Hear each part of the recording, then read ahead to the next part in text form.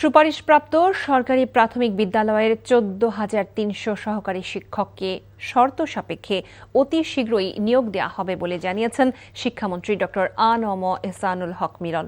বিকেলে চাঁদপুরে উপজেলা পর্যায়ে প্রাথমিক বিদ্যালয় গোল্ড কাপ ফুটবল টুর্নামেন্টের ফাইনাল খেলার পুরস্কার বিতরণী অনুষ্ঠান শেষে সাংবাদিকদের প্রশ্নের জবাবে এসব কথা বলেন তিনি। বলেন, তড়িঘড়ি করে অনুষ্ঠিত এই নিয়োগ পরীক্ষাকে ঘিরে বিভিন্ন মহলে নানা প্রশ্ন উঠেছিল। তবে সব দিক বিবেচনা করে সরকার দ্রুত সময়ের মধ্যেই এই নিয়োগ কার্যক্রম বাস্তবায়নের সিদ্ধান্ত নিয়েছে।